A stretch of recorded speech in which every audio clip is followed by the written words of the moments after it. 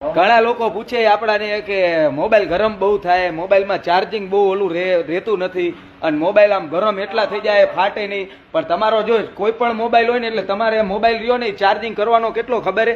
ખાલી ને ખાલી 80% ચાર્જિંગ કરવાનો, 100% આવા તાપમાનમાં ચાર્જિંગ કરવાનો નહીં. કેમ કે આપણા સુરેન્દ્રનગરમાં ડિગ્રી પડે 50 ડિગ્રી, 46 ડિગ્રી, 40 ડિગ્રી. હવે આવામાં તમે 100% કરો એટલે શું થાય કે આની અંદર બેટરી ફાટે ને મોબાઈલ ફાટે ને માણાના મગજે ફાટે. તો મોબાઈલ તો ફાટતા ફાટશે, માણાના મગજે ફાટે, ખબર છે ને આવી ગરમીની અંદર. એટલે જે કોઈ મોબાઈલ લે ને એ 80% જ ચાર્જિંગ કરજો મોબાઈલ આવી ગરમીની અંદર. પછી ભલે તમ તારે 2 મહિના પછી 100% કરો. જો તમારે સારો મોબાઈલ ટકાવો હોય તો 100% ચાર્જિંગ કરતા નહીં.